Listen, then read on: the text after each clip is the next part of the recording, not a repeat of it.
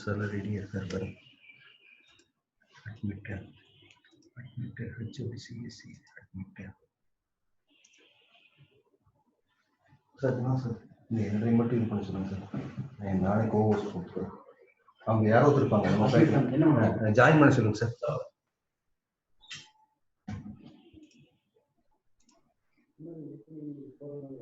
அது இங்க இருக்காப்பா இருக்குல்ல முன்னாடி வச்சிருந்தோம்ல மியூட் பண்ணுங்க. மெயின்டெயின்ல வாங்க நமக்கு போதானே மிச்சம். மியூட் ஆல் அடி கேக்குமா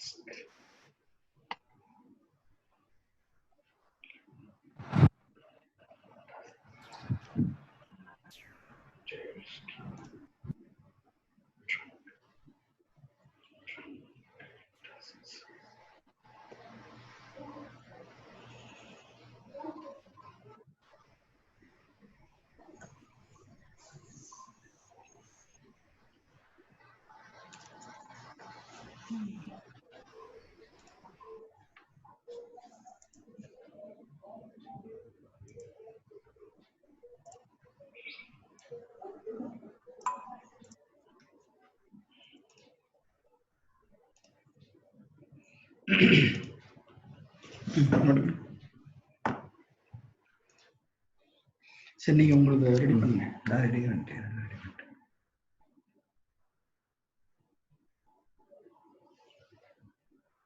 கொஞ்சம் சொல்லிட்டாரா?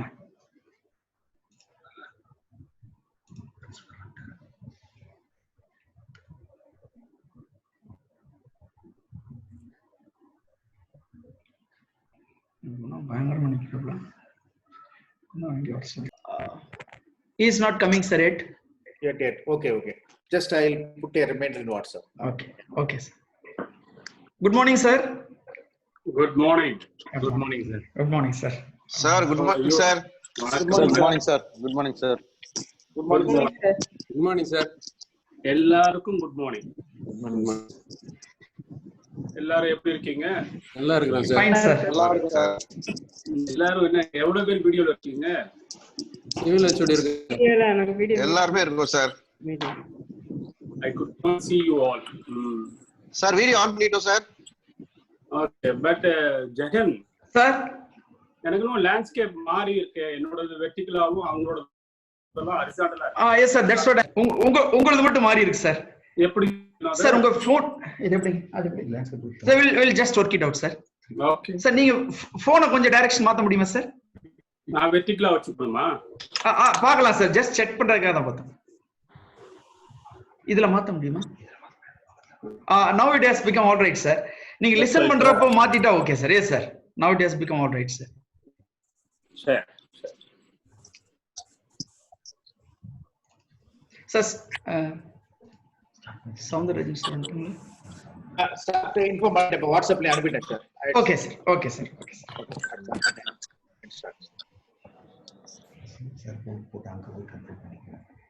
Sir, we are waiting for Dr. Soundararajan sir. 1 minute I will start. Okay sir. Santhosh.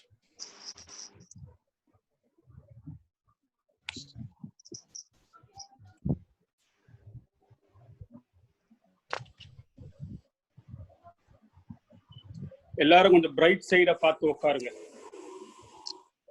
some faces வந்து டார்க்கா இருக்கு. Sir, good morning sir. Dr. Meeting start பண்ணலாம் sir. Good morning sir. Good morning Vincent. Sir, good morning sir. Sir, Dr. Soundararajan sir joined the meeting sir. Get join the morning, meeting. sir.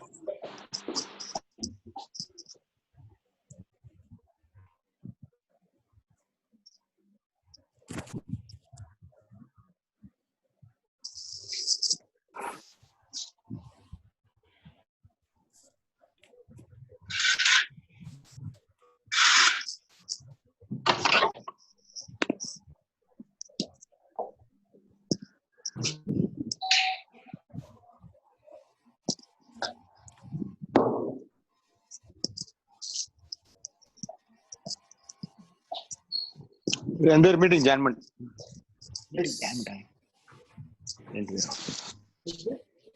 Entire meeting join. Dr. Jagannath, you can start the meeting. Shall we start, sir? Yes, yes. Everyone Okay. join. Okay, sir. Okay, sir.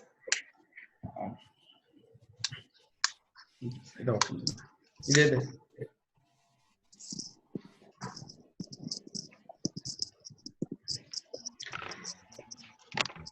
Sir, very good morning, happy and healthy morning to all of you. Most respected Pro-Chairman sir, most respected ex-principal Dr. Soundararajan sir, our beloved principal Dr. Vasudevan sir, and my dear fellow friends, very good morning all of you. Indeed, I am really very happy to see you all in this presentation about the autonomy process of our PS in Ecology of Engineering and Technology. In today's presentation,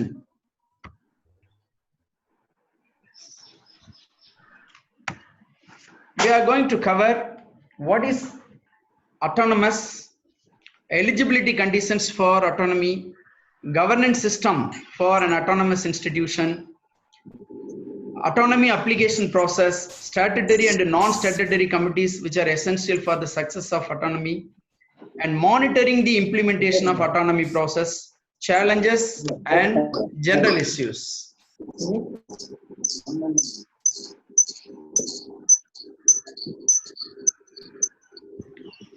So if we see the All India Survey on Higher Education, we have around 993.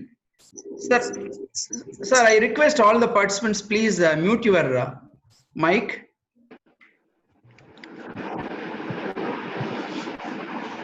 Welcome, sir.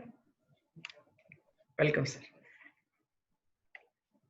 We have around 993 universities as such in India, and we have around 40,000 colleges, including engineering, arts and science, commerce, and all other things.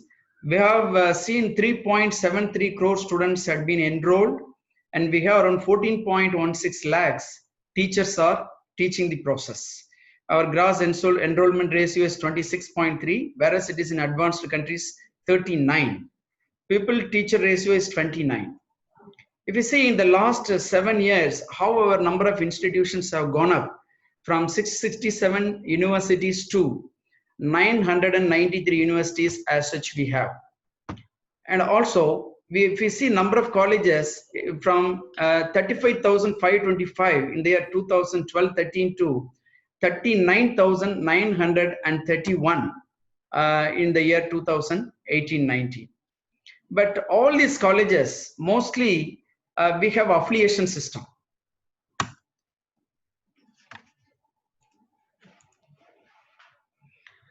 These affiliation systems, since 1857, we have been following this. The first universities came into being in 1857. University of Calcutta, University of Mumbai, University of Chennai, and some other universities came. Since then, the autonomy system, affiliation system is coming into being. Actually, the autonomous, affiliation system is designed for colleges. Their numbers are very less. Nowadays, if you see, India is having one of the large number of affiliation system in the country. If you see in advanced countries, in developed countries, there are more and more autonomy, 90% autonomy. Less and less governed or controlled by the states or the universities. Whereas in India, it is just opposite. 90% or more than 95% is being state controlled or controlled by universities. So the number of colleges are going up, and it is very difficult for any university to manage. Currently, very difficult to manage. And also, as a large number of affiliation colleges are there, and the university is having governing for all colleges alike. Some colleges are in rural background, some are in the city background, or some are having a lot of strength, some are having a lot of weakness, but the system, governing system is common for all. This has brought a lot of disadvantage to many colleges that are being affiliated and not able to develop themselves. So it is not addressing varied needs of colleges. And also in university affiliation system, there is very little room for innovation. And also they hardly encourage leaders. Suppose we have something new, we cannot introduce all of a sudden in our affiliation system. We have to get permission from university. And so very hardly they're encouraging us or any leadership of the colleges. And also if we send any request, and it takes a lot of time to get reply from university, files stranded at different offices. And if you see another thing, in affiliating system, the colleges do not have the freedom to modernize their curriculum. The curriculums are not locally relevant or not industrially expected by industries. Autonomy also, it just enable colleges to have freedom to modernize their curriculum, which is addressing the industry needs and locally relevant. This is one reason probably many colleges are now opting for autonomy. Colleges with potential needs like us, autonomy will do a lot of good things, we sincerely hope.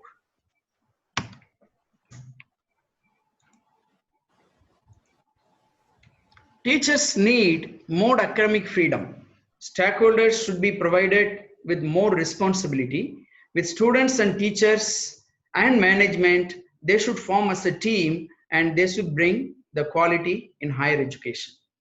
The universities are burdened with a lot of examination system and affiliation system and overseeing system. So that is why now universities are fully busy with that. They are not able to focus more on quality in higher education. This is what said by our Bharat Ratna awardee scientist C.N.R. Rao. 90% of the universities in India have outdated curriculum, which either not addressing the industrial requirement, neither industrially relevant or nor locally relevant. So this has to be seriously taken into consideration. And if you see the number of autonomous institutions in India, we have around 50 central universities and 409 state universities, 127 deemed to be universities are there, 349 private universities and 747 autonomous colleges in India. If you see the total number of colleges around 40,000, we have only 747 colleges are under autonomy. That this hardly means 1 or 2% of higher education institutions are having autonomy status.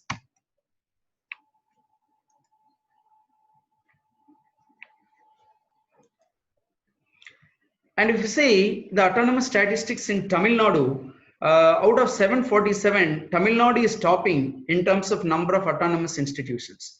So we have around 208 institutions are having autonomy status in Tamil Nadu alone. Out of 747, 208 from Tamil Nadu. All other states are having very little autonomy status. If you see out of 208, autonomous colleges under Anna University, 65. That means 65 engineering colleges are having autonomy as such in Tamil Nadu. This is one of the worthy image to look into. This you can, as you see, different people are seeing the different parts of the elephant in a different way. And they see and perceive this is the real elephant. But that is not actually so. There are tusks, there are eyes, there are ears, there are tails, but see, everybody assume that this is the real elephant, but the overall elephant system is entirely different. In the same way, autonomy is being interpreted and understood by different people in different way. Somebody says only modernizing the curriculum is autonomy. Somebody says best governing system is the autonomy. Somebody says bringing administrative autonomy is the best and it makes a change. But overall, we have to see the overall elephant system. We have to take all these things on board if we want to realize that autonomy is really getting success. We have to see the overall. we should not see as a part. No part is really making a lot of difference, but it has to all go in unison to make a difference in autonomous system. Auto means self, nomos means self, law. That means autonomous means having self-governance. The college can govern themselves. College can have their own syllabus and curriculum and all these things. That is called autonomous. It is functioning independently without control by others, mostly university and other state controls. And the only best way, excuse me, the only safe and better way to improve the quality of undergraduate education is to de-link most of the colleges from the affiliating structure.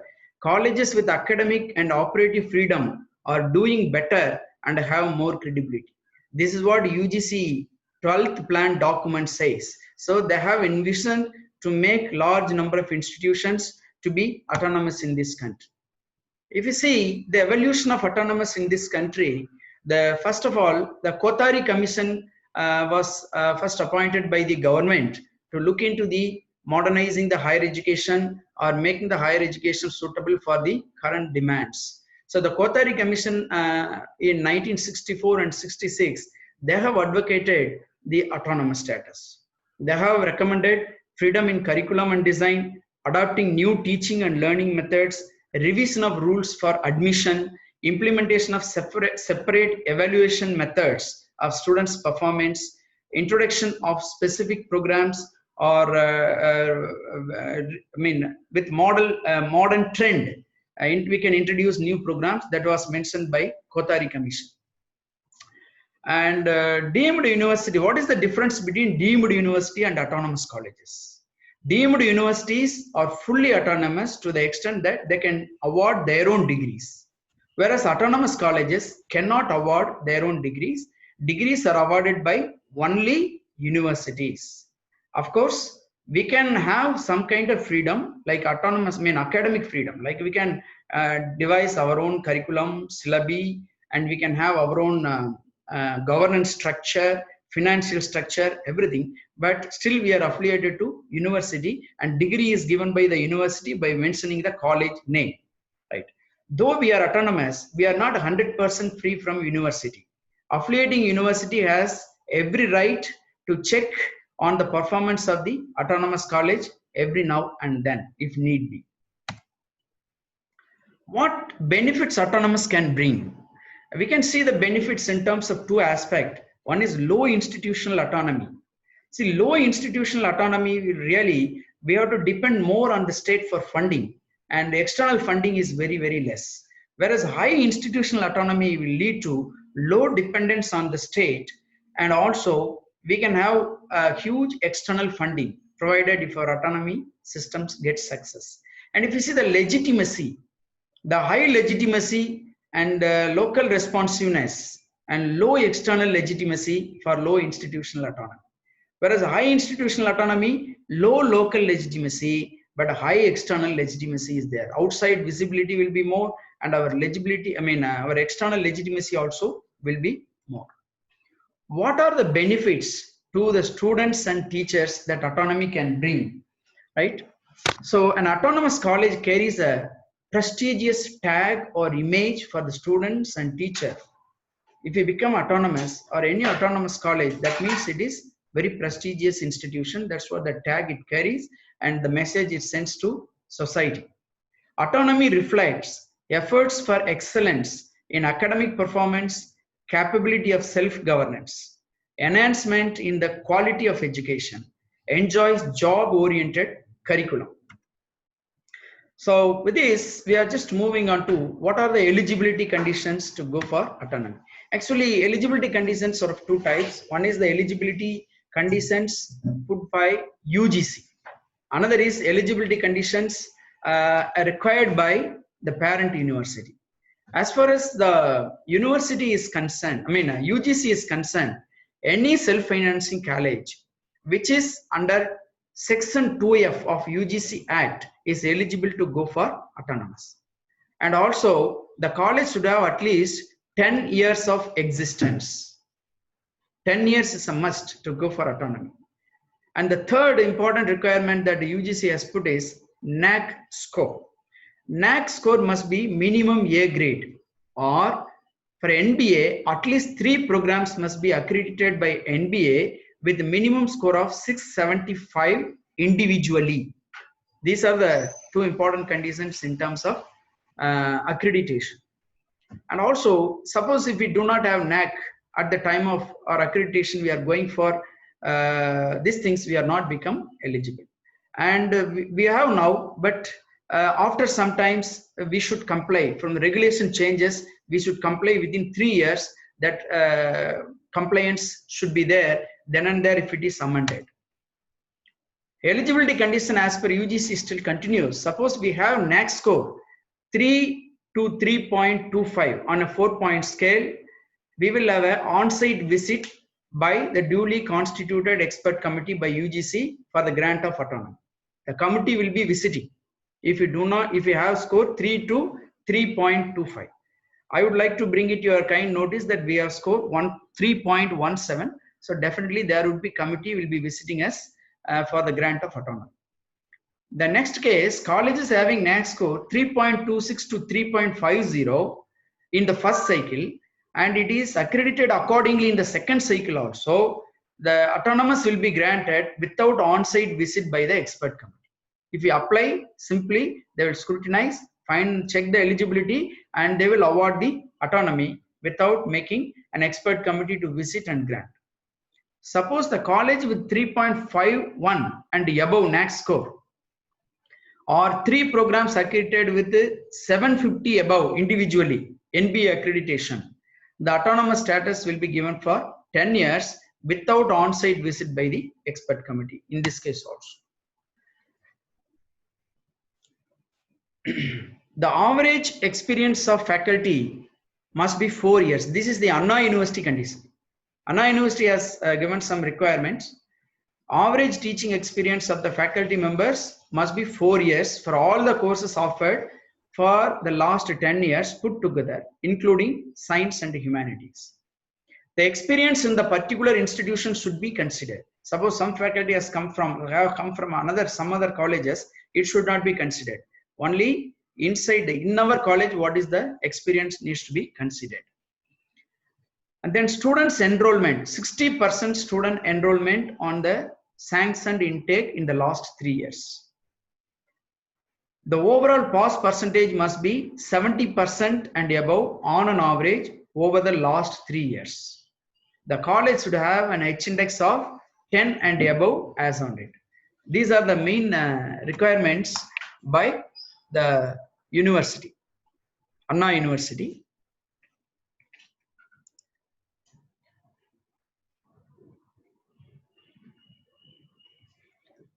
What are the criteria which is considered for the grant of autonomy to colleges? Academic reputation and previous performance in university examinations and its academic and co-curricular and extension activities are the main consideration. Academic activities, extension activities, and research accomplishments or achievements of the faculty. Quality and merit in the selection of students are also playing considerable role.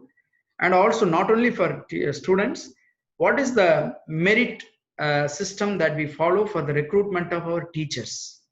These are also considered. Adequacy of classrooms, library books, library facilities, e-resources, laboratories, equipments, sports facilities, recreation activities, residential accommodations for faculty and students, transportation facility, etc., health facility. All these things are considered as the main criteria for granting autonomy. And also, what are the criteria if we see continuation? Quality of institutional management. How quality our governing system we have.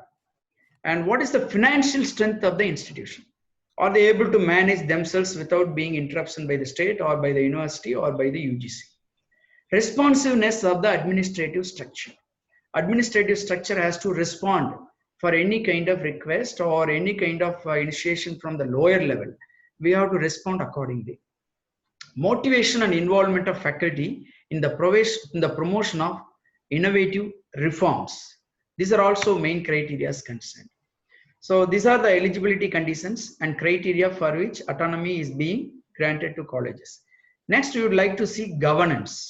What kind of governance system we will have if we become autonomous? Actually, UGC has given clear guidelines for this governance system. We should have statutory committees and non-statutory committees to run the institution or to manage the institution in a better way in order to enhance the quality in autonomous system. What are the statutory committees? There are 4 main statutory committees. That is Board of Governors, Academic Council, Finance Committee, and Board of Studies. These 4 are almost like a spine for human system. For any autonomous system, these 4 committees are almost like spine for the entire autonomous system. And these committees are to be formed and it has to be intimated to University Grants Commission. Next is Controller of Examination, though it is not mandatory or statutory, but it is very essential for the autonomous college to function. So in total, 5 statutory committees. What is the structure in which we have to have that governing body?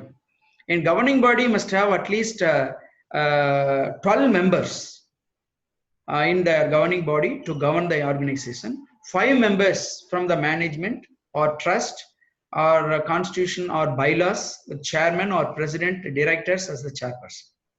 2 members from teaching community nominated by the principal based on seniority by rotation. 1 member educationist or industrialist, this is nominated by the management. 1 member from the state government as a state government nominee. So when we go for autonomous, state government will send a nominee not less than a rank of professor. And this will be done by Directorate of Higher Education or State Council of Higher Education. They will provide the nominee for governing body of the organization. 1 member as university nominee. So we have to give the list to university, and the university may take list of 6 professors we need to give, and the university vice chancellor may take 1 to have role in our governing body. It is nominated by the university, and 1 member principal of the college, he is ex officio member. So totally 13 members. The governing body shall be constituted every 3 years once. The meeting frequency, if you see, governing body shall be held at least twice in a year. All we have to record the minutes, and the minutes must be posted in public forums, websites, and the same report has to be sent to university. And what are the main functions of the governing body? Governing body just oversee all the governing related activities of the institutions. So for example, for what purpose we have required the autonomy, the same purpose is being met out or not is mainly overseen by the governing body. It can institute scholarships, fellowships, studentships, medals, prizes, and certificates on the recommendation of academic council. It can approve new programs leading to new degrees and diploma. Governing body can also it should involve in recruitments of teaching faculty and principal. And also the governing body has to approve the annual budget of the college before submitting it to UGC. Perform such other functions as may be necessary and deemed fit for the development of the college. These are the main functions of governing body of our organization. Next important statutory body is academic council. For this academic council, this is responsible for all the academic related activities inside the autonomous college. Principal is being the chairman of this academic council. All heads of the departments in the college are as members. 4 teachers of the college representing different categories of teaching by rotation on the basis of seniority of service in this college, mostly nominated by principal. 4 teachers, professor, senior professor, associate professor, assistant professor, based on their seniority in this college. Not less than 4 experts or academicians from outside the college representing various areas like industry, commerce, law, finance, medicine, engineering, sciences, etc. to be nominated by the governing body. This will be done only by governing body. These 4 members, anybody they could be, but they should add value to the academic council. 3 nominees of the university, not less than professors. University will send 3 members as nominees, not less than the rank of professors.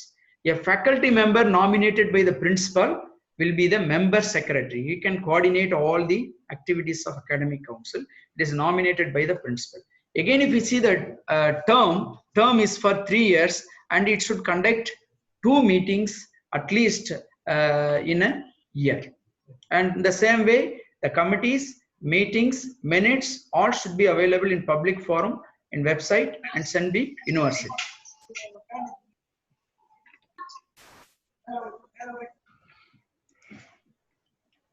What are the functions of academic council? As I said already, that it has to oversee all the academic related activities and coordinate.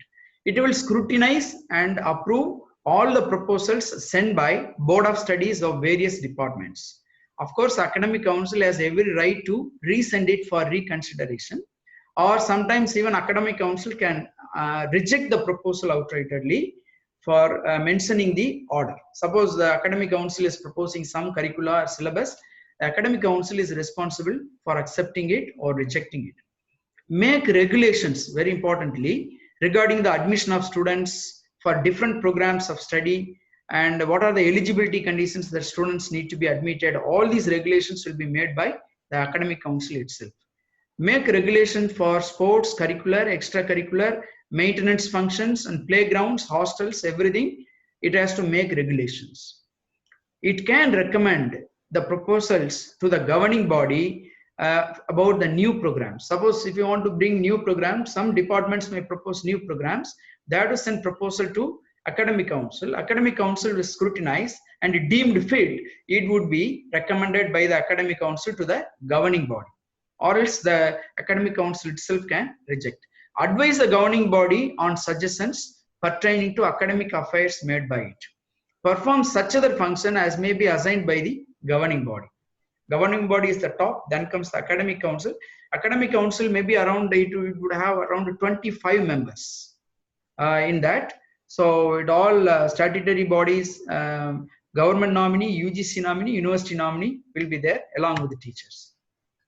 The next important committee is statutory committees, Board of Studies. Head of the institution, head of the department concerned is the chairman of the Board of Studies for the concerned discipline. The entire faculty of each specialization, 2 subject experts from outside the parent university. They are not supposed to be in Anna University.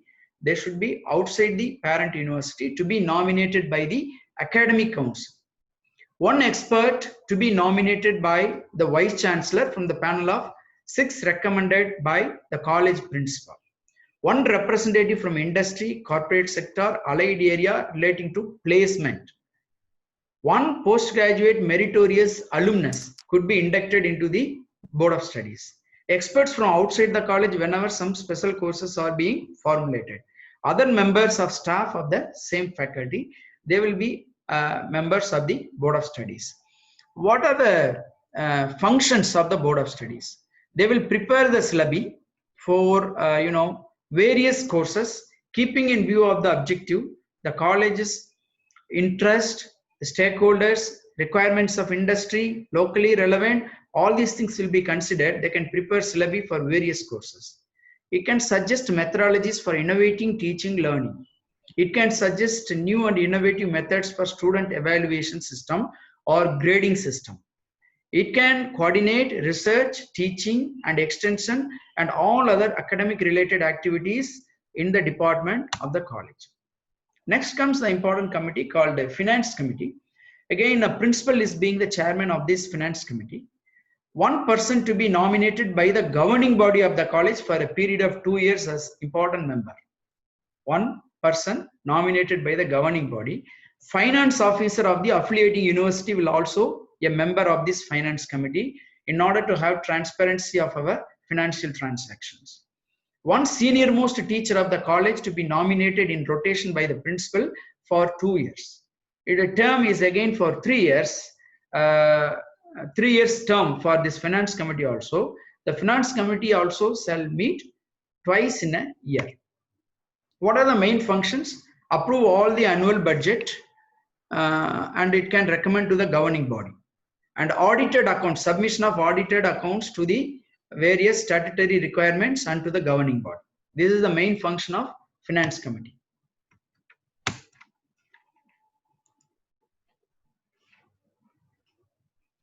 Controller of examination.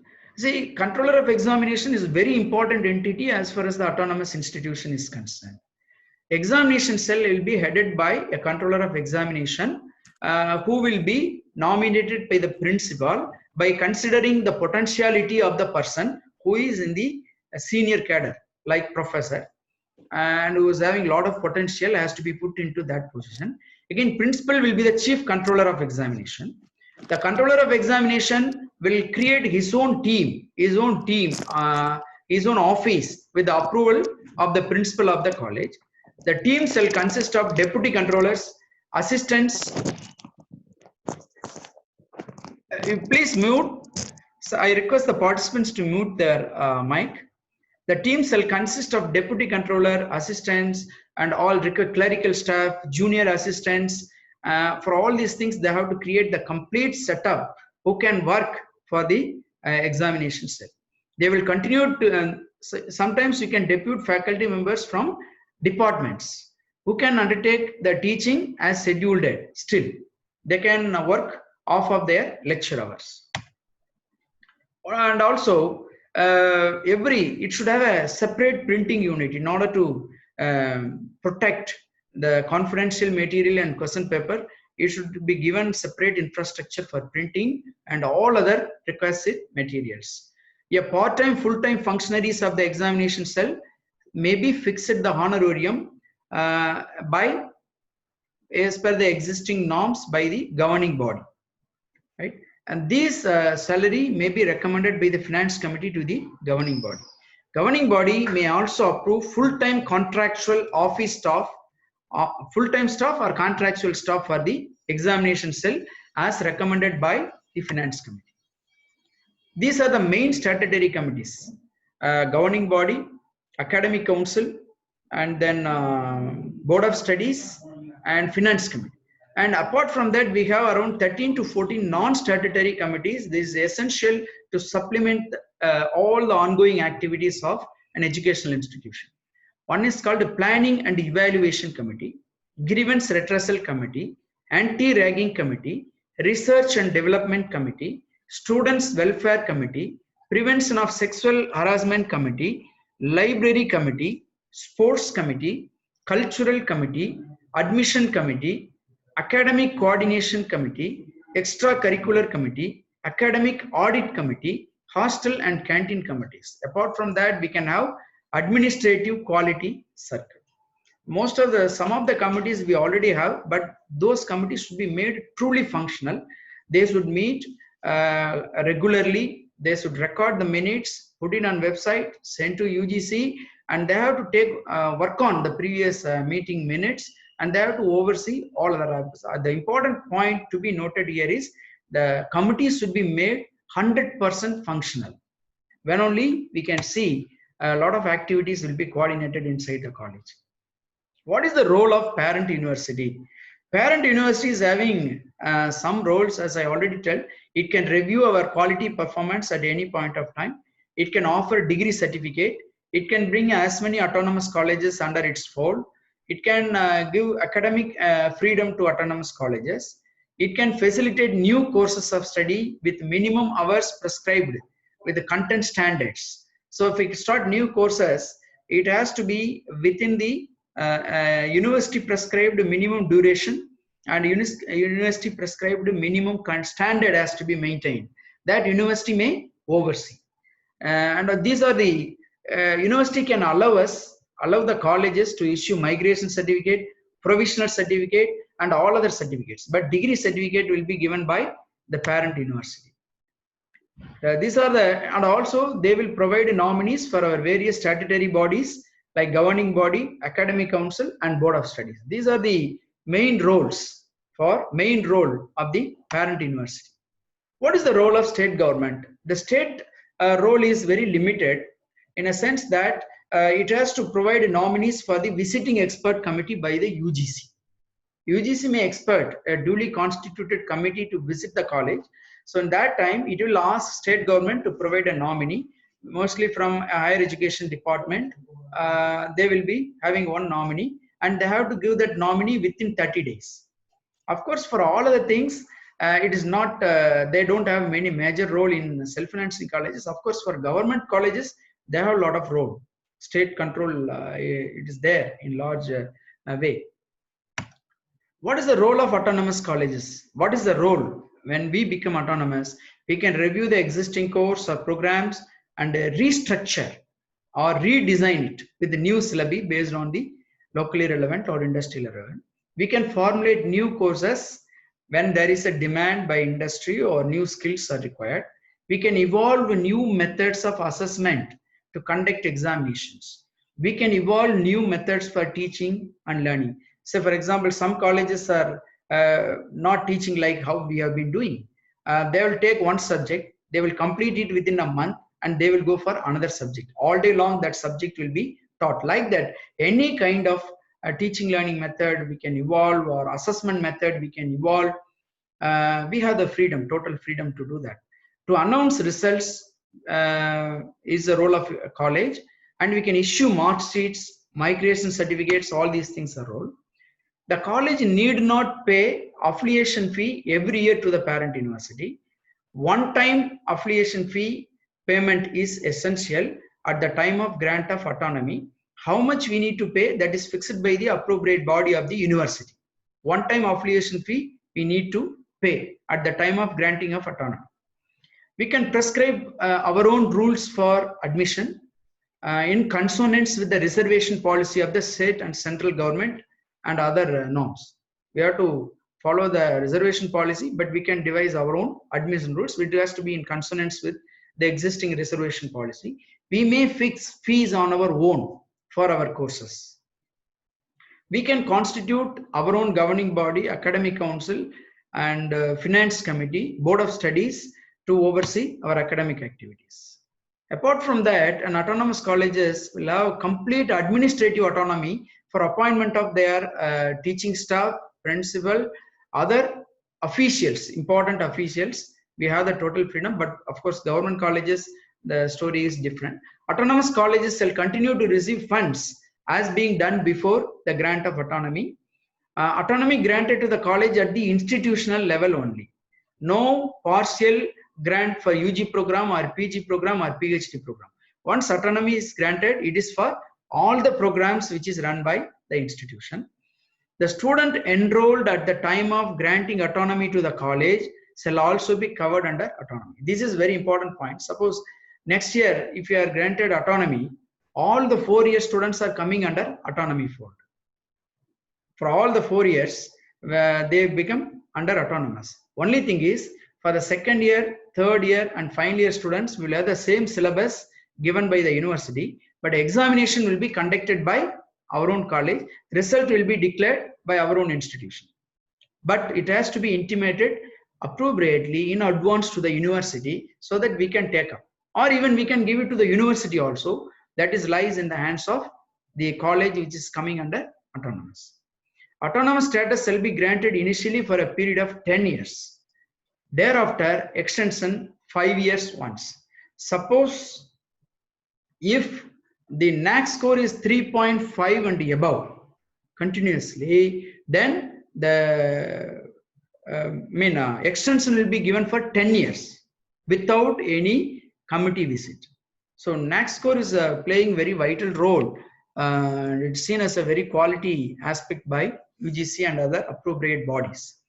So if you have 3.5 and above, you will be given extension for 3 years, 10 years instead of 5 years.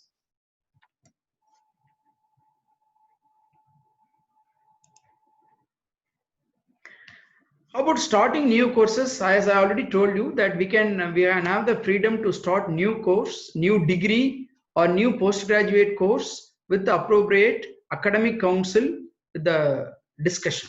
Academic council has to decide on this. Such courses shall fulfill the minimum standards prescribed by the university or UGC in terms of number of hours, curricular consent and standards. The college may rename the existing courses after restructuring or redesigning it. The university should be duly informed accordingly so that they can award a degree in that name.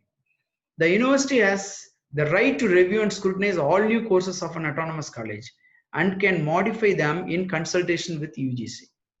The college can offer special need-based short-term courses under the departments of the college for the benefit of students, and outsider also can enroll them. Some skill-based courses we can formulate on our own, and we can conduct, even outsiders can participate in it. What are the assistance grant given by the government, UGC, after the conferment of autonomous? A large number of assistance is given to various activities, but these are all not applicable to self-financing colleges. It is only for government colleges. What is the main autonomous process, application process, how we have to get the autonomy? First thing is, we have to apply for 2F status to UGC through Anna University. Anna University has to open the portal for application of 2F in online. Now it has been made so. And they will scrutinize that, and if need be, they will send 2-member team to examine the facts of the college, and then they will recommend the award of 2F status to the University Grants Commission. And then University Grants Commission will scrutinize all the relevant documents along with the university recommendation. They will give the 2F status. Once after obtaining 2F status, we have to apply the autonomy status, and it has to be forwarded by the parent university. Of course, we can send an advance copy to UGC itself straight away by mentioning the date of receipt of the proposal by the parent university for the record purpose. And then after sending that, they will scrutinize. UGC, the Anna University will recommend it or reject it. Whatever is possible, they can do. But in case recommendation, the UGC will constitute the expert committee by asking nominee from university, by asking nominee from state government, and that 3-member committee may visit, and they will be examine all the facts, and then autonomy will be granted based on the criteria which I have mentioned earlier in my presentation. So this is what the autonomy process. Suppose the university has some reservation in recommending our proposal, then it has to give a speaking order to the institution. Speaking order means the order which can speak itself about the reasons for not being considered. So these all in the process. And then then automatically the committee will come and they will submit the proposal to the standing committee of the UGC. The standing 3-member standing committee will decide on the recommendations made by the expert committee, and finally autonomy will be granted to any organization. So this is what the important process that are being followed. In any case, if there are some reluctance by university or UGC, they may inform the management and they may ask the opinion of the management before deciding anything on that. So this is an important point. Next is, if an autonomous college wishes to surrender the autonomy, yes, it can do so. Governing council has to made a resolution and it has to be sent through university to UGC. Then automatically the UGC may consider taking back of autonomous status. But however, such withdrawals will take effect only after the first batch of students then enrolled or the last batch of students then enrolled under autonomy process passed out. So as far as our institution is concerned, what is our progress? We have made enough documents for applying 2F status. We are waiting for university to open the portal. Almost 90% of the work is over. Only thing we have to get one document. And the other things are over. The document is also ready. Checking eligibility conditions ready, 100% we are eligible. Various committee constitutions, statutory and non-statutory committees, as mentioned in the 7th point of revised UGC manual, page number 5, under progress. I think principal, it is under progress by principal office. Constitution of BOS, regulation, curriculum, this all been communicated with all the relevant formats to the departments already. and the departments are now currently working on it in the constitution of Board of Studies members, and the draft copy of the regulations and syllabus in the prescribed format. They are working on it. Probably the second week of July they will submit for the approval of the principal. They are being currently working it out. Almost it is going on. Autonomous document preparation is almost over. It is a large number of amount of data we need to collect from department, and we have to consolidate the data. That process is almost 90% work is over. I think within a week we'll be able to complete the rest of the work. And then autonomous online application submission, we are waiting for the university to open the portal. And then visiting of Anna University Committee, granting of 2F, application of autonomy, all these things will take place as such, but we will not take much time. The university has to send the proposal within 30 days. It has to recommend to university once we make. It won't be much delayed. And suppose the university or state government is making delay within 30 days, they are not giving the nominees. The UGC itself can proceed without the nominee by state government and Anna University. So there won't be much delay in the process, rest of the process. Next comes the monitoring. How we can monitor the implementation of this autonomy and its processes. IQAC is also playing a very important role. IQAC cells shall be established in the college for regular monitoring of the academic activities under intimation to UGC. The cell shall have an external peer team comprising the academicians of repute and will send the report to UGC regarding the performance of the college. They will send report to UGC. And so this report is also very important and vital, will be seen by, if there is any adverse report, the university may seek explanation from us. So the nominees or the academicians of repute, we have to properly, we have to nominate in that committee. The external peer review shall be conducted at least once in a year. For the first 3 years of granting of autonomy, every year we have to conduct the external peer review. After 3 years, the university itself will come and conduct peer review after 3 years. But for the first 3 years, we can conduct our own external peer review, right? The Autonomous College shall without fail uploads in its website the information regarding of the courses, structure of the courses, duration of the courses, course fee, and all other admission criteria or the eligibility for admission into a particular course. All these things must be mentioned clearly in the website. Similarly, the college shall also put on its website various creation of committees or cells. As per the UGC regulations, a meeting should be conducted, minutes should be recorded, and minutes should be uploaded. The college will also upload on its website all the information about the college in the prescribed format, and the same shall be sent to UGC while applying for any fresh extension of autonomous status. All regulations notified by the UGC shall be followed in letter and spirit.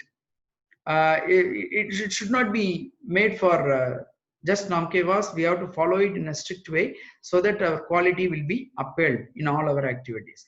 The number of contractual faculty in any autonomous college should not exceed 10%. 90% must be regular faculty. 10% faculty may be put in contractual basis. And this is a very important part. And I myself is being in the Board of Studies for more than 7 institutions, including 3 universities. And I have read numerous articles on challenges in autonomy. And I have discussed with many of my friends what are the challenges in outside autonomy colleges. I have come out with few points that we need to address it in a proper way once we come after granting of autonomy. Accountability is the main factor in autonomous colleges. And there are 2 types of accountability. One is external accountability and another one is internal accountability. When it comes to external accountability, analysis of the contents of the course options, co-curricular and extracurricular activities, performance of the students, contribution to generation of knowledge, and teachers' contribution to extension. These all will have external accountability. Everybody will get to know on this external accountability. So we have to be very careful on that. Similarly, we have some internal accountability issues, resource acquisition, average workload, average time contribution between lectures, tutorials, and practicals. And we have to make way for a lot of group discussions. Projects work would be made mandatory in a qualitative way. Teaching aids are being used. Programs and activities planned and implemented. Professional development for teachers, yet another important area. Utilization of infrastructural facilities. Number of books, journals in the library. And these are the accountability factors we need to consider. Apart from that, what are the challenges? The main challenges are democracy, decentralization, and participation of faculty members can also be counterproductive if we do not make these values truly functional.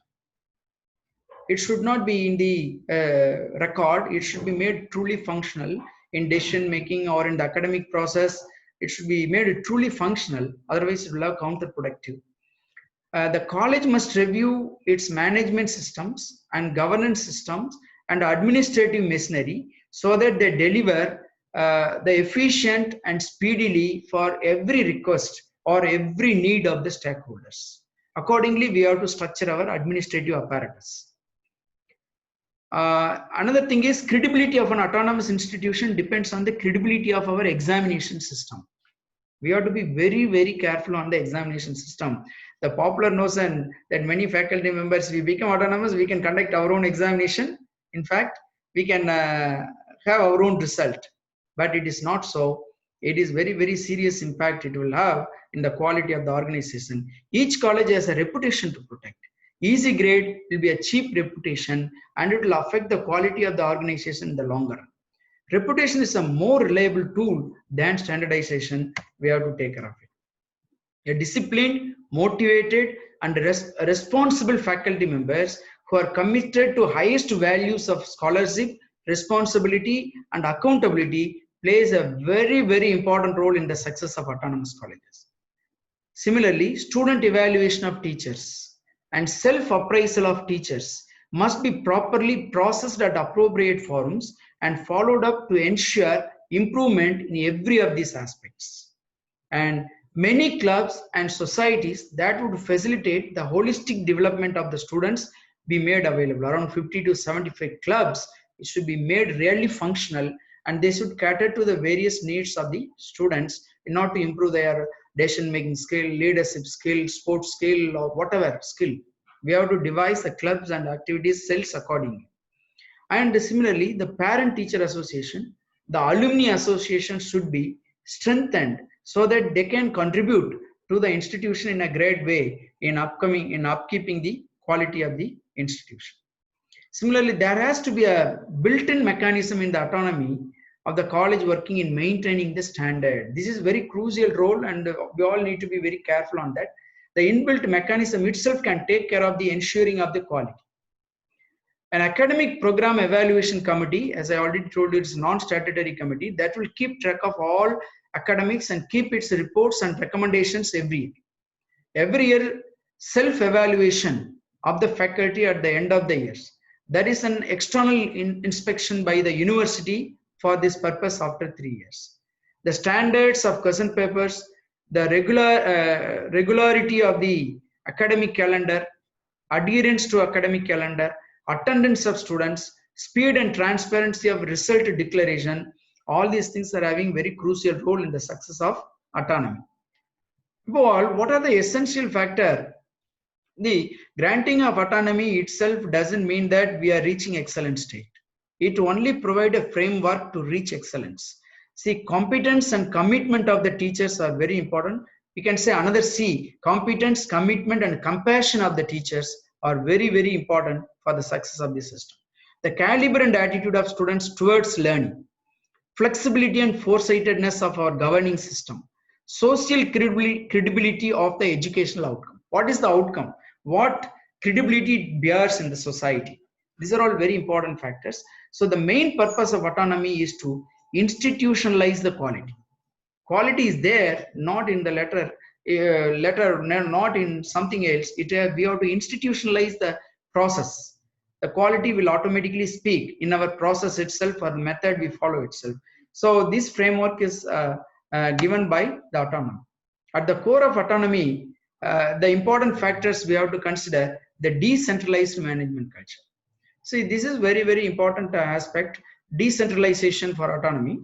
And for reasons understandable, there has been reluctance in decentralizing the responsibilities from the top echelons to the distributed units or decentralized units. In the same way, there has been great deal of reluctance by accepting the responsibility by the decentralized units. But we have to find a fine balance between these two, when only the process will go in a best way. And responsibility delegation with accountability is very, very important factor.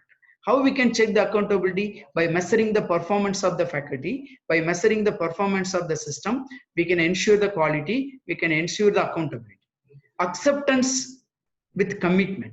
Academic audit be made very, very strong. This is very important in academic process. As I have interacted with many top professors, we have to automatically test ourselves. Audits are to be properly conducted to ensure that there is no lacuna or let up in any of the component of the autonomy implementation. Also, willing and honest participation of students, faculty, and governance to institutionalize the autonomy. All stakeholders should stand up to intense scrutiny of their role in the autonomy system. This is very important. Our role is subject to scrutiny, and how we are helpful to for the implementation of the autonomy process.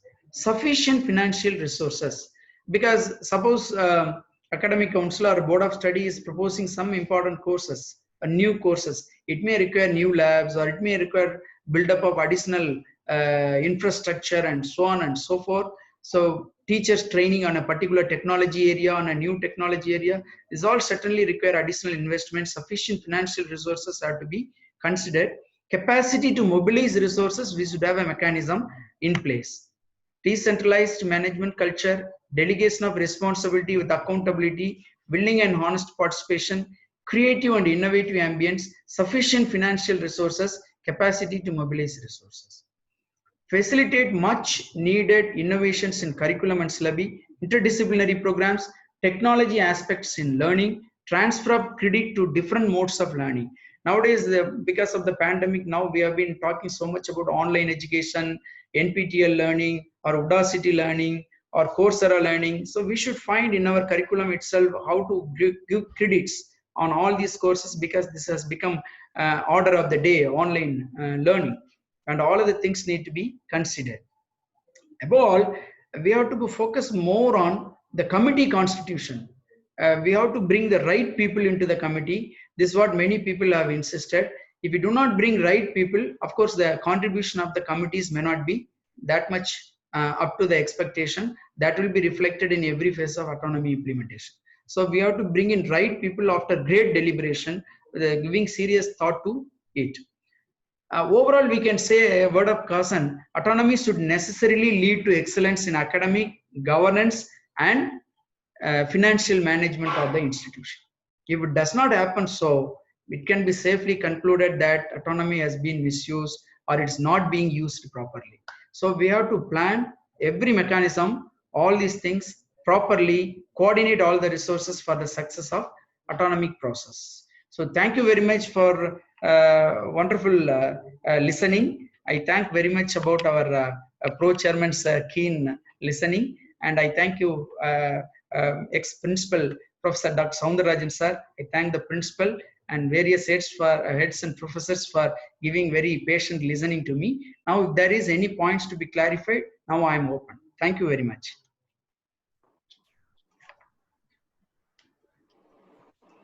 Good morning, all.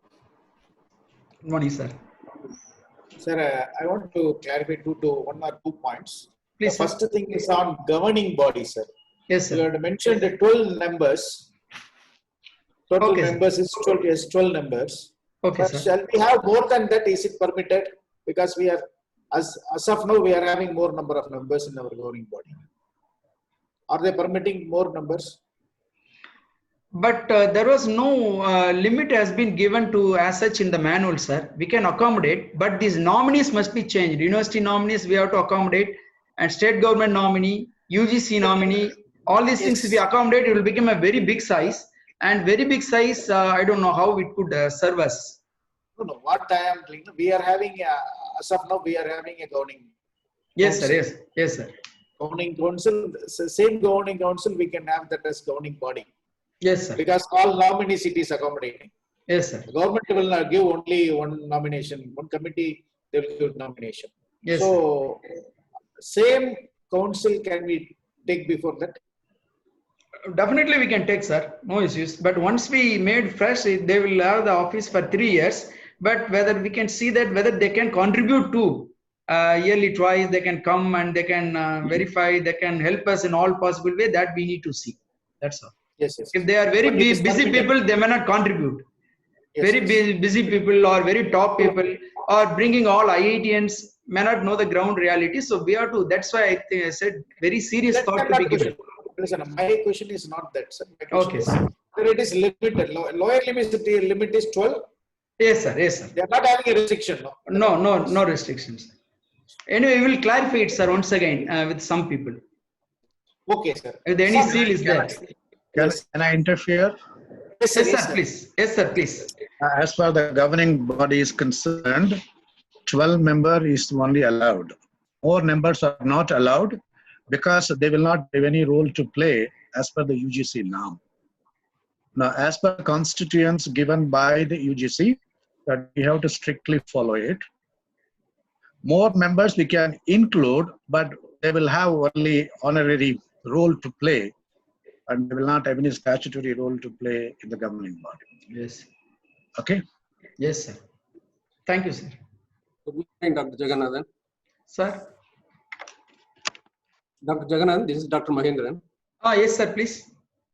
Sir, I have two questions, sir. Please, sir. One is, we are following the regulations of the Anna University. Yes, sir. It's 2017, it's running wrong. Okay, sir. How much freedom we have to change the regulation? Okay, Because sir. there are issues in 2017 and the 19 regulation is underway. Okay, sir.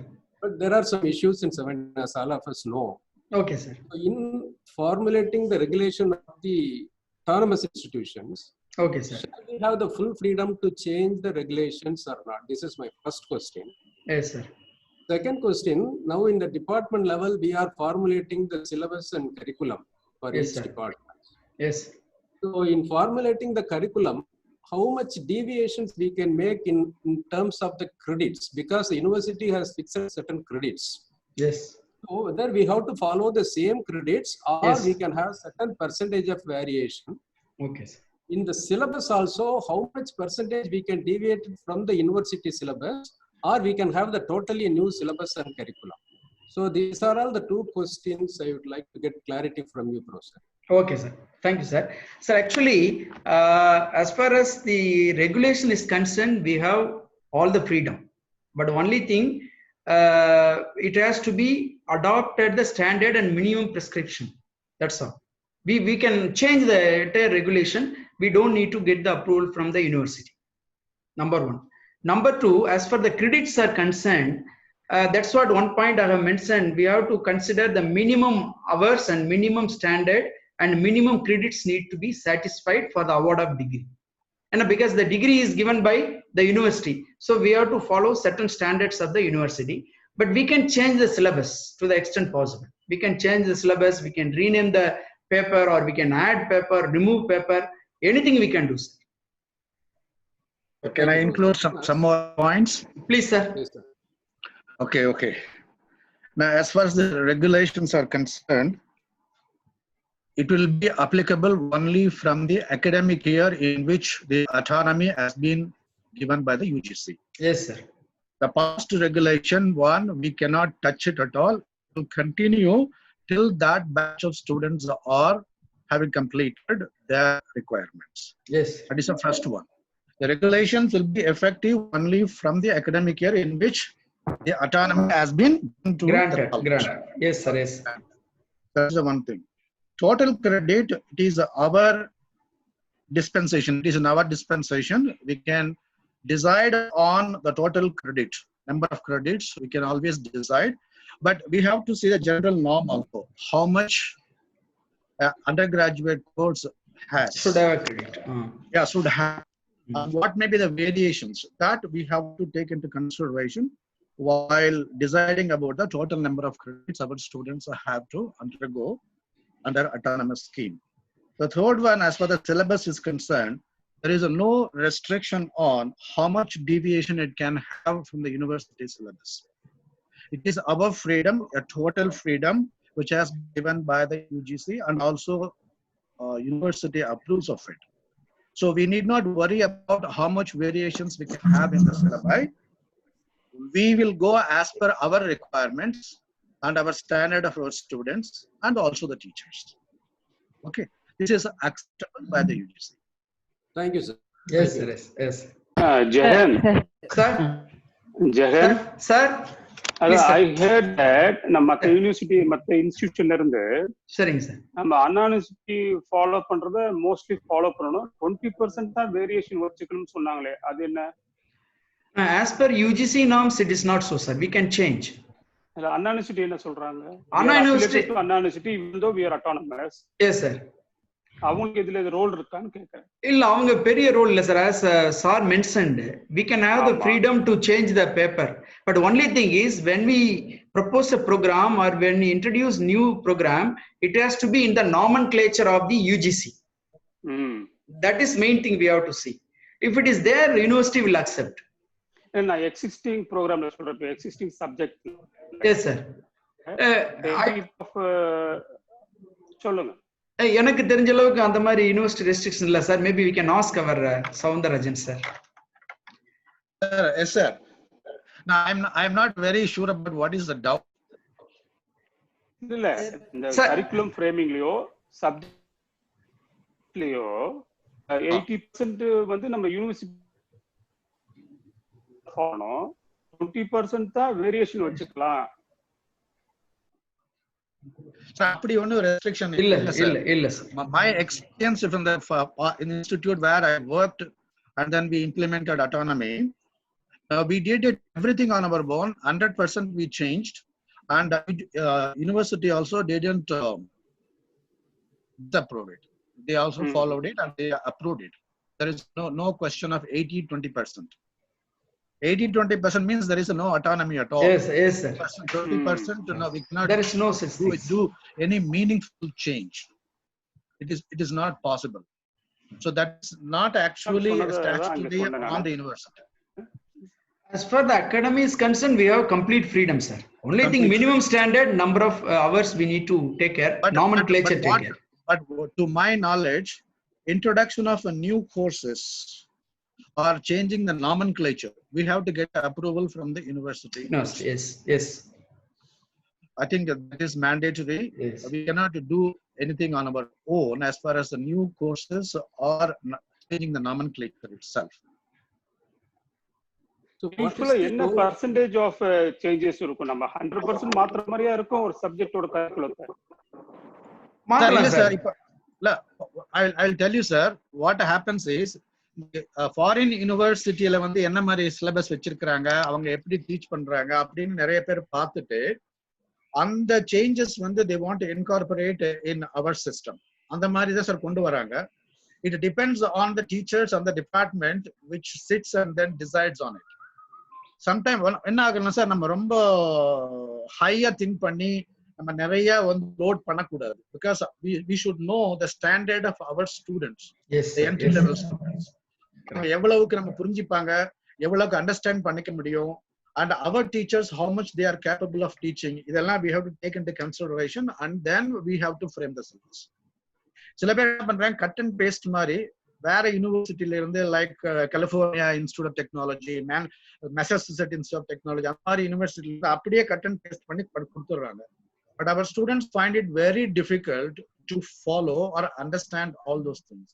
So அந்த மாதிரி cut and paste இல்லாம நம்ம ஒரு set பண்ணி உட்கார்ந்து நல்லா discuss பண்ணி if you include it and incorporate it, that will be good for our institutes. Exactly, sir. Sir, Also, I come out with your point. One point? Was Yes, sir. you have a note of it. Yes, sir. So one என்ன thing. This is, percentage of change நம்ம கரிக்குலத்துல கொடுக்கலாங்கிற ஒரு தெளிவு நீங்க norms மாதிரி follow பண்ணுங்க. yes, sir. Vasu நீங்க Sir, கேட்கக்கூடிய கேள்வி கேளுங்க. Yes, Sir. Yes, yes, yes. Sir, good morning, You sir. have a proper board of studies. Usually, the board of studies, the very basic purpose of board of studies is that only, sir. Yes, sir. As sir had told, they will evaluate the standard of the students, standard of the teachers, and they will evaluate the requirement of the industry. Based upon that, the board of studies will come out with the curriculum and syllabus. So, that the board of studies in a department plays a very vital role. Very vital role, sir. It should be formulated properly. Sir, good morning, sir. Good morning, Yes, madam. And this is in this regard, I would ask one more question, sir. Sir, we have started working on curriculum syllabi and modification.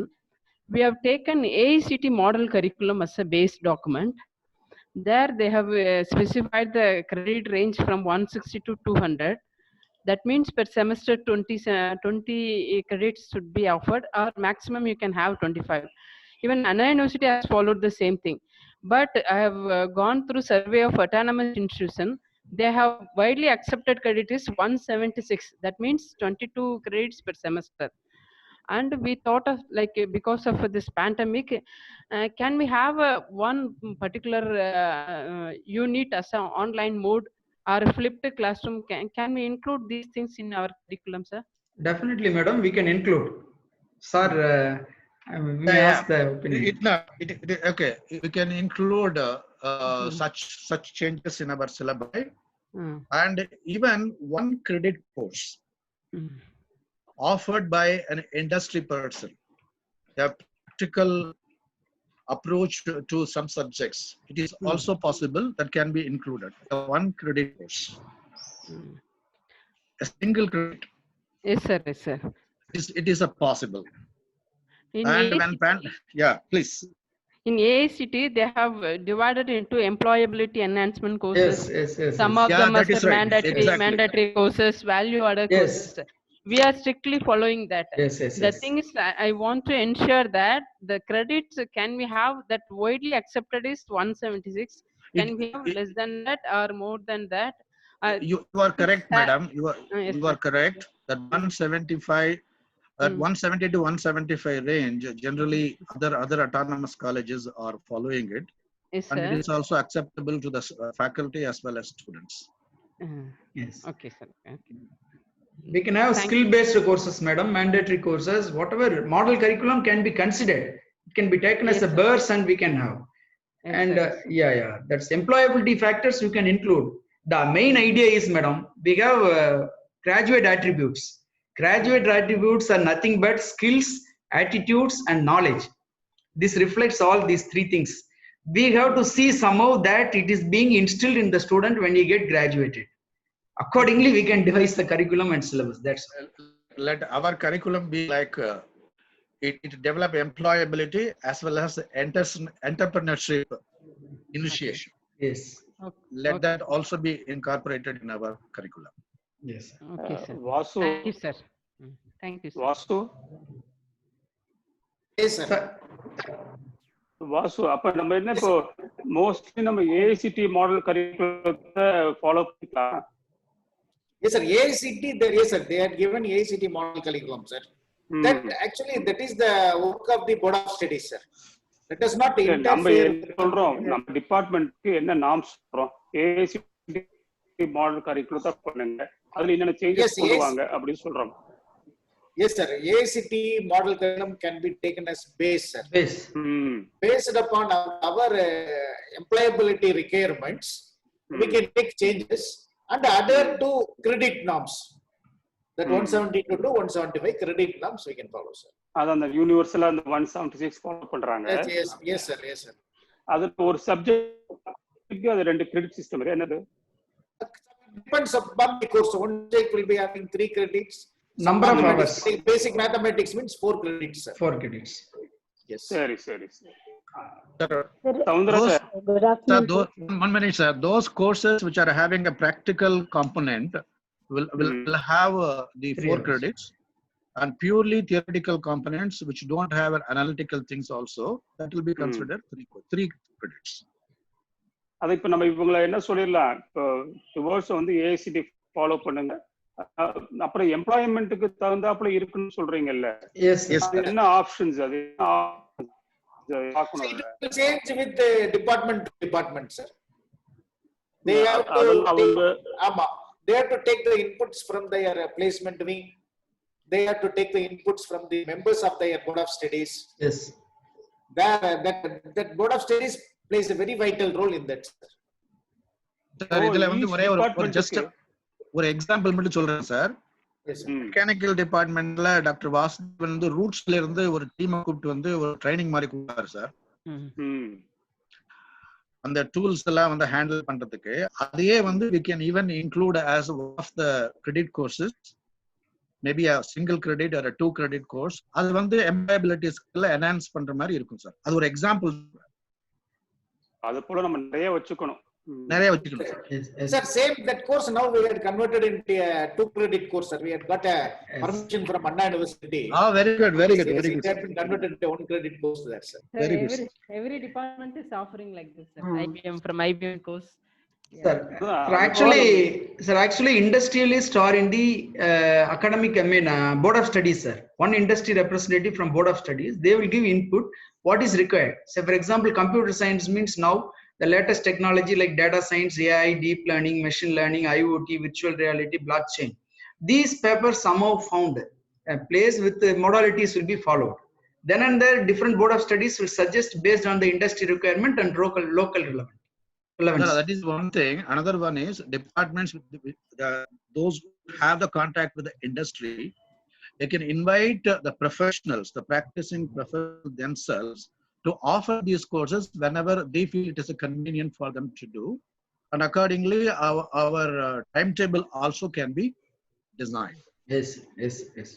This is possible, sir. Also we can strengthen the academic councils strongly, so that they only scrutinize the proposals from the board of studies. If they are recommending it rightly, or whether they have proposed right course with the right information content, all these things should be scrutinized by academic council. So academic council, we have to make it as strong as possible, so that they will help us in maintaining the quality and courses. இப்ப என்ன நம்ம ஒரு expert அந்த external committee ஒருத்தர் இந்த board of studies monitor பண்றதுக்கு நம்ம ஏதாவது ஒரு பாலிசி ஃப்ரேம் பண்ணணும். எப்படிப்பட்ட ஆள் நீங்க வச்சுக்கலாம்னு சொல்லி அது ஒரு தாட் ப்ராசஸ் பண்ணணும் இல்லையா? Correct, sir. Correct. Yes, sir. For each. Yes. Yes, sir. Yes. That is very crucial, sir, for the success of the system. Right kind of people need to come into the committee. True. They should be willing to devote their time. They have to sit with and value add. Continuous இல்ல. Is it okay, sir, now?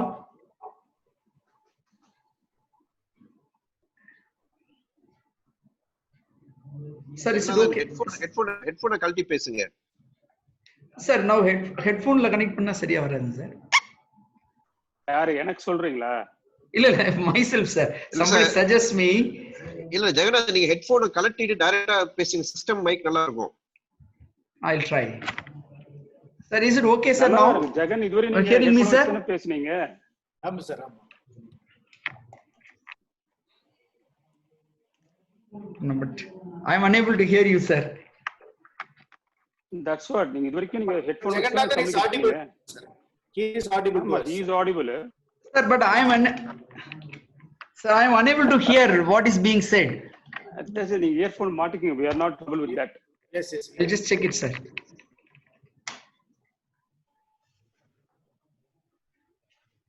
Yeah, volume enable பண்ணுங்க. Volume enable. இல்ல நீங்க The volume full ஆ வச்சிட்டேன். மாட்டிக்கிங்க. இந்த volume ஃபுல்லா வச்சிட்டேன். System volume போட்டுங்க.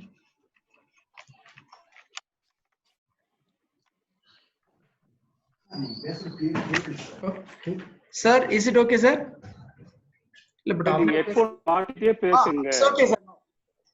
Okay. Sir, headphone மாட்டிக்கங்க. ஹெட்போன் மாட்டிடுங்க. இல்ல இல்ல வேண்டாம் டாக்டர்.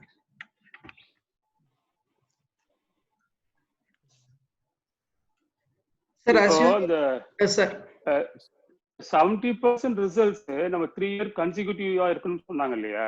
Yes, sir. அது இருக்குமா நம்ம அந்த எலிஜிபிலிட்டிக்கு? Sir, actually, we had consulted that point with the university people, sir. What they tell is that is the percentage of students who complete the degree in the stipulated time, sir. If it is above 70%, it is okay. That's what they are telling in the university. So, in 4 years time, we satisfied. Be satisfied, sir. We are having 76% now. சரி, அந்த H index சொன்னீங்களா, அது எப்படி இருக்கும்? It's as such meeting, sir. We have checked the eligibility. Okay. It's meeting, as such it is meeting. சரி, அப்போ நீங்க இந்த ஸ்டாச்சுரி கமிட்டி, நான் ஸ்டாச்சுரி கமிட்டி அதெல்லாம் ஒர்க் பண்ண ஆரம்பிச்சிருங்க. Yes, sir. பட் ஒவ்வொரு கமிட்டியும் அந்த மெம்பரை போடும்போது என்ன நார்ம்ஸ்ல போடணும். Yes, sir. Correct, sir. அது நமக்கு இந்த அட்டானமி ஐக்யூஎஸ்சியோ இல்ல பிரின்சிபலோ அந்த போடுறதுக்கு முன்னாடி ஒரு ப்ரியர் அப்ரூவல் வாங்கிக்கணும். அவங்க என்ன கமிட்டி ஃபார்ம் பண்ணாலும் நீங்க ஸ்டாச்சுரியோ நான் ஸ்டாச்சுரியோ இது எல்லாமே ஒரு ப்ராசஸ் போய் அப்ரூவ் ஆகி வர மாதிரி பார்த்து.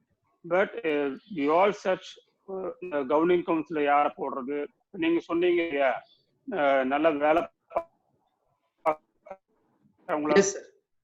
Yes, sir.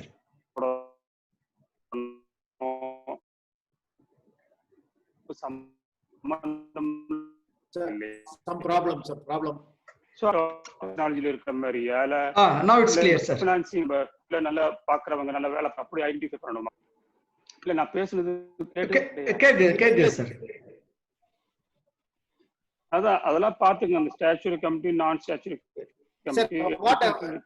In that way only we are working, sir.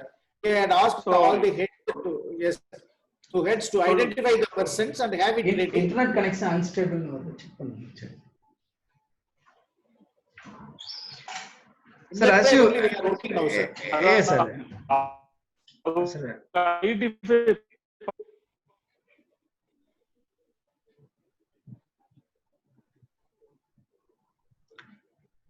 So that you rightly said it, sir. We need to work on it, sir. How they can do value addition. So, for example, in board of studies, it's my humble opinion. I don't know about others. Bringing all the IITians into the board of study may not help us because their student intake level is very high, and we have to consider the ground reality, as our former principal sir says. Ground realities must be taken into consideration. Our students' potential, prevailing market conditions, employment conditions, local relevancy, all these things need to be considered. So for that, we have to find a team as a balanced one. Some high level people, some middle level, some industry. Like that balance only UGC guidelines says. Only thing we have to work on our choice of the person to whom we are bringing in. Yes, relevant should be there, sir. Yes, sir. The member should be more relevant to the environment here. Yes, sir.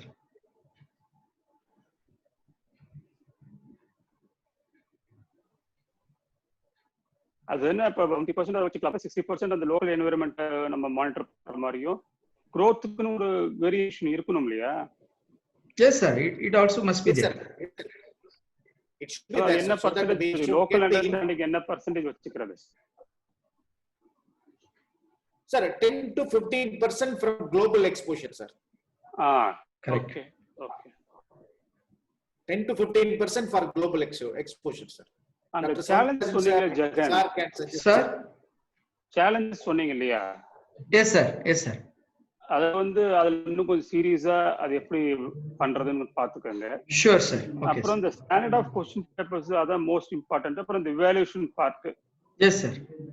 அப்புறம் இப்போ நம்ம பாலிசியில இன்டர்னலா எவ்வளவு பேர் இந்த மாதிரி question paper செட்டிங்கோ இவாலுவேஷனுக்கோ நம்ம involve பண்ண போறோம். அப்படி இன்வால்வ் பண்ணக்கூடிய ஃபேக்கல்டிக்கு என்ன நோட்ஸ் படி who are eligible ஒரு கேட்டகரி இருக்கணும். ஸோ எல்லாமே தெளிவா சொல்லிடுங்க. நம்ம நல்ல ஆளுகளை போடுங்க அப்படிலாம் பொதுவா சொல்லாதீங்க. ஒரு மேத்தமெட்டிக்கல் நம்பர்ஸ் இருக்கணும். அந்த குவாலிட்டி டெக்ஸ்டா மட்டும் இருக்கக்கூடாது.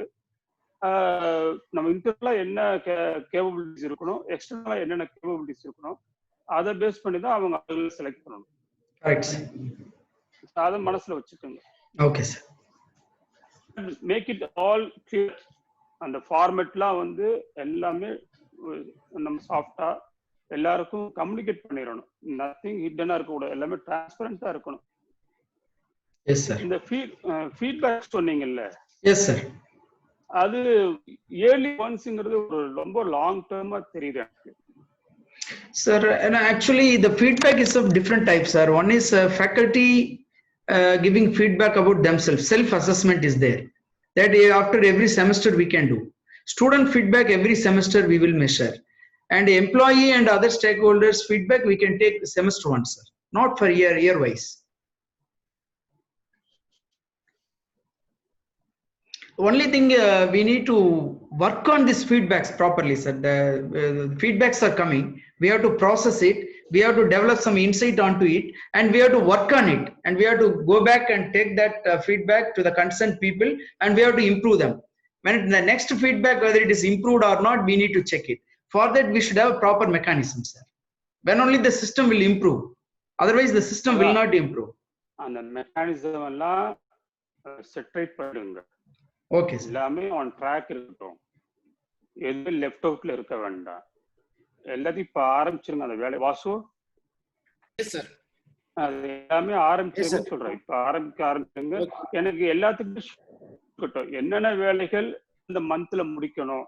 இப்ப நெக்ஸ்ட் இயர் அகாடமிக் நம்ம அட்டெண்டன்ஸ் ஆரம்பிக்கிறோம்னா என்ன அப்பாயின்மெண்ட் போடணும், அந்த அப்பாயின்மெண்ட் பண்ணக்கூடிய ஒரு ப்ரொபோசர்ஸோ இல்லை கண்ட்ரோல் ஆஃப் எக்ஸாமினேஷனோ ரிஜிஸ்டாரோ அப்படிலாம் போடுறோம்னா அவங்களுக்கு என்ன கேலிபர் இருக்கணும், என்ன எக்ஸ்போஷர் இருக்கணும், இதெல்லாம் ஒரு நார்ம்ஸ் இப்பவே வகுத்துருங்க. வகுத்து அதுக்கு தகுந்த ஆளுங்களை இப்பவே பார்க்க ஆரம்பிச்சிடுங்க. மேபி ஃபார் நெக்ஸ்ட் இயர் தான், பட் இப்பவே ஸ்டேட்ல வந்து நல்ல ஆளுங்க இருக்காங்களா, இன்டர்னலா யாரா இருக்கா அப்படிலாம் ஸ்டடி பண்ணுங்க. நாட் அந்த லாஸ்ட் மினிட் பண்ணாம அட்வான்ஸ்டா பிளான் பண்ணீங்கன்னா ரிலாக்ஸ்டா கொஞ்சம் பெட்டர் பீப்புளா இன்ஃபார்ம் பண்ணி ஹேண்டியா வச்சுக்கலாம்.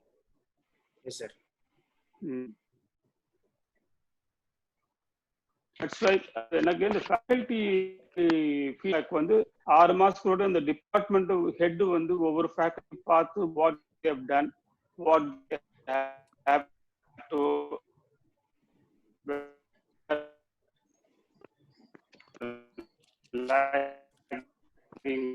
எல்லாரோட ஆனுவல் ரிவ்யூ வரும்போது இன்னும் கொஞ்சம் நினைக்கிறேன். அது டேக் ரைட், அவ்வளவுதான்.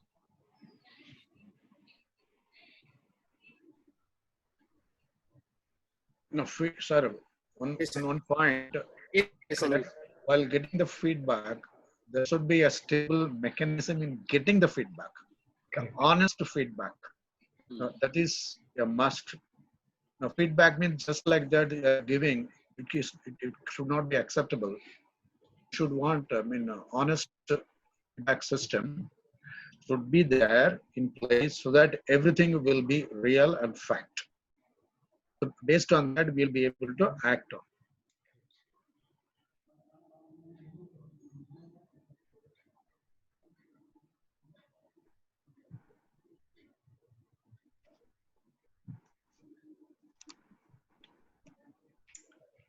Sir. Yes, sir. Yes, sir. ஒரு சவுந்தரராஜன் சார் சொன்னதை நோட் பண்ணிக்கோங்க. Yes, I noted it, sir. I noted it. அதாவது நம்ம எல்லாமே நம்ம ஹானஸ்டா எத்திக்கலா பெர்ஃபெக்டா இருக்கணும்னு தான் நினைக்கிறோம். பட் அந்த ஃபார்மெட்ல வர மாதிரி பார்த்துக்கோங்க. வெறும் வார்த்தைகளா இல்லாம அதெல்லாம் எப்படி நம்ம பேப்பரா வாங்குறது, ரிட்டர்ன் எப்படி வாங்குறது அப்படிங்கறத ஒரு பார்வை பாருங்க. Yes sir, yes sir. Sir ஒரே point sir, I mean before going to all the other things, the sensitization ஒரு பாயிண்ட் வந்து ஜெகநாதன் மென்ஷன் பண்ணாரு. That is very important, sir. All stakeholders should know about the autonomy. What is autonomy? Why we are going for it? What are the benefits one can get it? எல்லாமே வந்து எல்லா ஸ்டேக்ஹோல்டர்ஸுமே கிளியரா தெரிஞ்சிருக்கணும் sir. அந்த sensitization is very very important. Suppose ஒரு member வந்து கேட்டாருன்னா என்ன அட்டானமஸ், உனக்கு காலேஜ் அட்டானமஸ் போகலான்னு கேட்டாருன்னா, in some college it happen, போகலாமா இல்லையா கூட தெரியாம இருக்கிறாங்க. அந்த மாதிரி ஒரு இது இருக்கக்கூடாது சார். So everybody should know that we are going for autonomous scheme and why we are going, what it is and all. sensitization ரொம்ப முக்கியம் சார். அதான் Yes, sir. Yes. அதை பார்த்துக்கங்க. அது வேணா ஒரு நம்ம இந்த இஷ்யூஸ் நம்ம சரியான பிறகு இன்ஸ்டிடியூஷன் ஆரம்பிக்கும் போது அதுக்கு ஒரு லெக்சர்ஸ்லாம் வச்சுக்கலாம், ஒர்க் ஷாப் வச்சுக்கலாம். அதுக்குலாம் who are the right person to talk about ஒரு லிஸ்ட் பண்ணிக்கங்க. Yes, that also we can have, sir. Departmental, their head of the department, sir, they had already briefed their department. The entire faculty members in the department are working on collecting members for board of information about board of studies and all. And they are working on curriculum, syllabus. That work has been already initiated, sir. Mostly all the faculty members in our institute are having an idea on what is autonomy, and they also know that we are all working for it and we are going for it. That information they know, sir. They are also in the work now. So nice. So that is one thing, sir. Yes. Sorry to interfere. The faculty that will know about what is autonomy is a good point, but all stakeholders should know about it. Yes, sir. At We have all to inform the students. Yes, students Parents. also should know. Yes. Yes. வேற head யாருக்கு எதுவும் discuss பண்றதுன்னா discuss பண்ண சொல்லுங்க. Yes, sir. The heads can. Hello, sir. have their- Good yes, afternoon, yes. sir. Yes. Sir, we already the CSHOD ma'am discussed with that point. So now we started the syllabus framing. We fixed the credit point in 172. It is common for we can fix the minimum and maximum levels. Then only it is easy for us to make the credit for all the semesters. So which one is minimum? Which level is the maximum? And for semester itself, what is the minimum level? 22 or 23 credit? Like that, we discussed means this is comfortable for us to make a syllabus because we started already. And in DMA department, we fixed as 172 as the credit. And the changes of semester credit is 21 to 23. Like that, we fixed and we started work also. This is okay, sir, or otherwise modification is to be needed. Hello. Yeah. Yes, madam. We can do like that. Once you complete, and I think you will have to submit that to principal, sir. Then we will sit together and we will deliberate, madam. What possible standards we will make it uniformly afterwards. That's why I'm asking, because we started, but this is enough means okay for all department or following the same things means okay. Or otherwise we have to change once again the syllabus and everything. So we already on under the process. So this time itself we finalized means which will be helpful for all the departments. Yes, madam, we can do. We will all has to sit together after getting the draft copy. I think we will still deliberate, madam. It's only we have initiated. Now still we have to go long way, I feel. Now because still we have to go on changing something so that we arrive at the right kind of syllabus and curriculum. It's really challenging. It cannot be done very easily. So still we have to go on and do a lot of work. It's now only we started. So we have to call the expertise and we have to arrange workshops on how to write a course outcome or program outcome and connecting these and how we arrive at in achieving the graduate attributes and all these things. Still a lot of part is being left. I think after that phase by phase will go. So yes, sir, please. Jagan? One minute. Semester wise maximum number of credits can vary from department to department. Yes. Because it is not possible all departments have the same number of credits for every semester. It is not at all possible because of the nature of the subject itself. But we can restrict the total number of overall credits. That can be restricted, but semester-wise number of maximum credits need not be the same for all departments. Yes, sir. It cannot be also. Cannot be also. Yes. So uniformity is not needed, sir. Yes. Semester level credit uniformity is not needed. In all colleges it is so. You see, it will differ. But we can ensure that it should not exceed maximum, isn't it, sir? Yes. A person cannot learn more than 25 credits means if we give 26 minutes, then again it would be a problem, I feel. Jagan? Yes, madam. Jagan? Yes. Jagan Manimaran. Yeah, please. Jagan, see, this is one clarification with respect to MBA program and MCA program. Okay. Both of us are standalone program. Yes. Should we give me a clarity on governing council and academic council for MBA program and MCA program? Yes.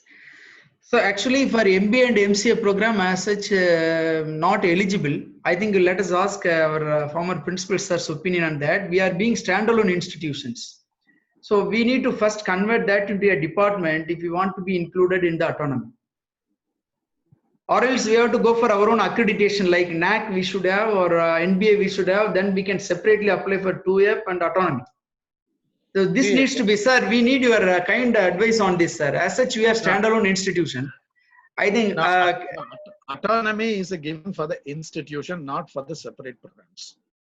Yes, but this is a standalone institution, sir, as such, as per AICTE norms. It is not coming under, PSNA college. PSNA college MCA program is a separate institution. Wait, institution wise separate. Yes. Okay. Then we have to get the clarification and we have to do it. Yes, that we need to think of it, sir. Yeah, think of it. Yes. Because all the PG programs are also incorporated into it. That comes normally. As an institution, we are going for autonomy. Yes, sir. But institution itself is changes. It's a different institution. Then we have to think. Yes. One general question, Dr. Jainathan. Sir, please. Is there a possibility of going for autonomous without NAC? Because whenever the conditions put, they give parallel scoring. Yes, either sir. NAC this score or NBA this. Like that only in the condition it is coming. So if you straight away see that, either we can opt the way of NBA score or we can opt for NAC score. That's what the impression. Sir, actually, we can either have NAC score or NBA score. If it is NAC, we should have 3.2 to 3.25 and 3.25 to 3.5. My question is, Yes, even sir. without NAC, only we can go. NBA scoring can we go? Yes, we can go, sir. But within next 2 years, we have to apply for NAC. That's what given in one manual. Okay. NAC, anyway, they make it mandatory. NAC. Any institution we are going for autonomy would have a NAC, but Yes. it's a late date also, as mentioned by Dr. Jagannathan. This time we should have a NAC. Without a NAC, it is not acceptable. Yes, sir. Initially, if you satisfy as per the UC norm, whatever the criteria mentioned for NBA score, if we satisfy, we can go for it. Yes. Later on, we can apply for NAC. NAC.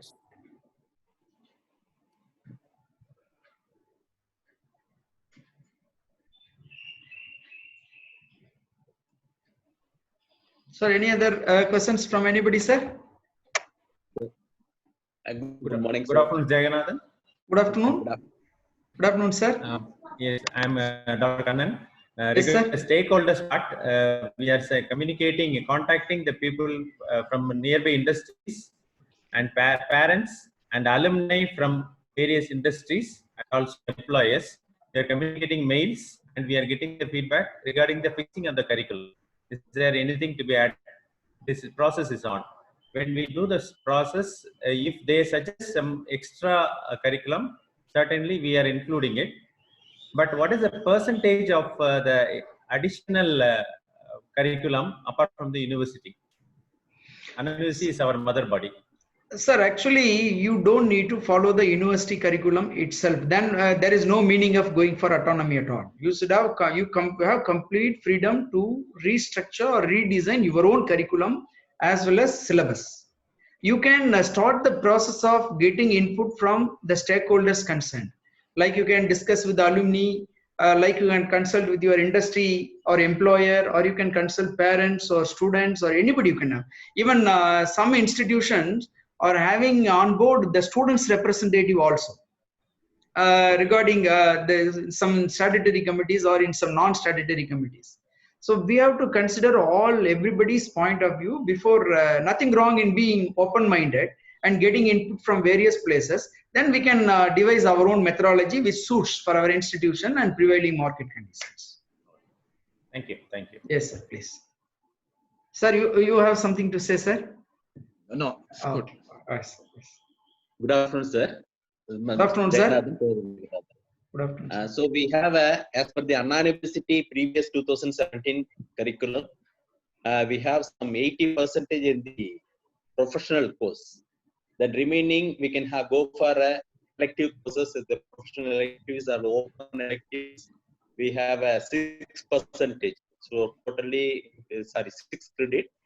It comes around some 3% of the overall syllabus when compared with the core and all. So what are the feasibilities we can have for innovation or entrepreneurship and as well as the startup program in our campus, so that the percentage of the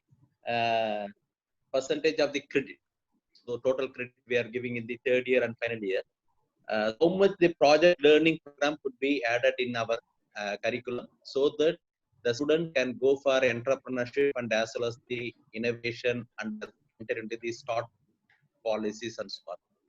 So how do you get into that syllabus coverage percentage?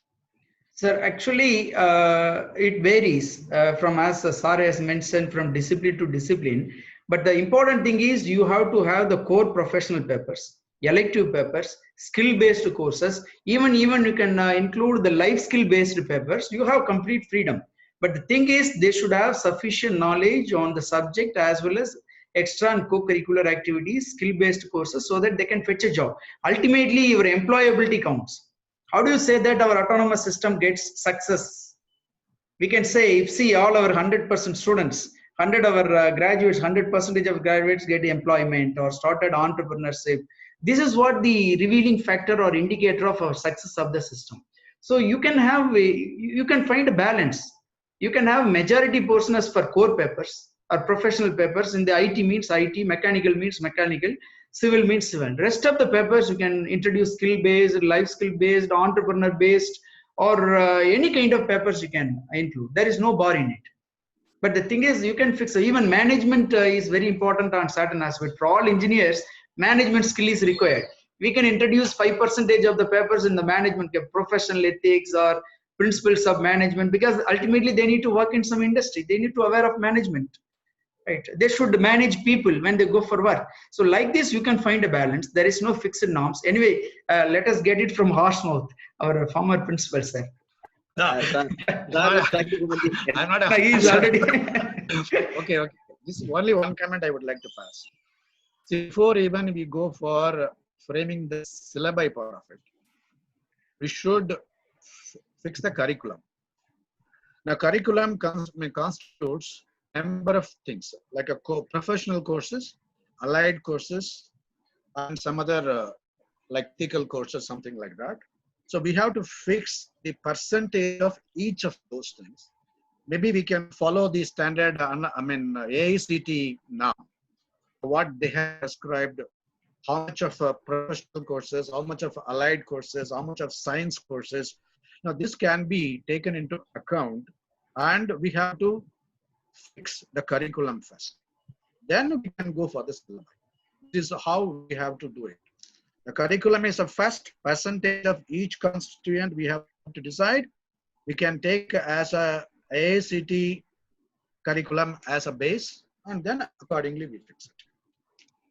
Yes, sir, as you have mentioned, sir, we have already circulated the formats, like how much science paper, what is the total credits, what is that elective papers, core papers, or mathematics paper, management paper, skill-based paper, what is the total credit, and is it coming in the total credit table itself we had given in the format. They fill it in they fix the curriculum, they will get some idea. Then later on we can revamp it accordingly by getting the expert. There is no question of that doubt. Yes. It is very clear. It is very clear.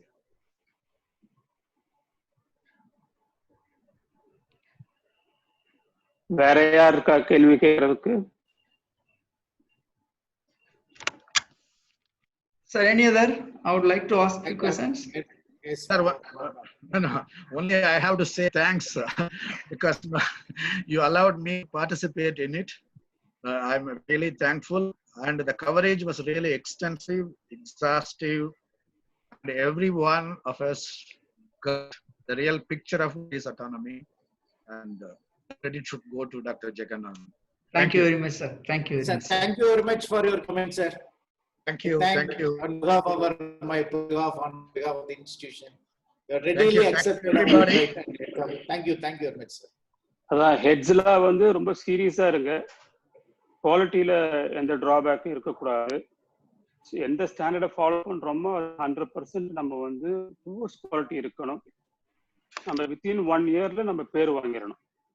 So கேஸ்னே நல்லா இருக்கு, syllabus நல்லா இருக்கு, அவங்க deliveries நல்ல standard quality we should come out of quality. அந்த பேரை நீங்க எவ்வளவு சீக்கிரம் வாங்குறீங்களோ அவ்வளவு சீக்கிரம் நம்ம வந்து இந்த என்வைரன்மெண்ட்ல சஸ்டெயின் ஆகிறதுக்கு பாசிபிலிட்டிஸ் இருக்கு. எல்லா டிபார்ட்மெண்ட் எல்லா காலேஜஸும் இப்போ ரொம்ப சிரமப்பட்டு இருக்காங்க. If we are not different then we can't come up. அது எல்லா ஹெட்ஸும் மனசில் வச்சுக்கிட்டு you work on that. Thank you. Okay, sure, sir. Thank you, sir. Thank you very much, sir. Thank you, sir. Thank you. Thank you. Thank you. Thank you, sir. Thank you, sir. Thank you, sir. Thank you, sir. Thank you, sir. Thank you, sir. Good. Thank you, sir. Good.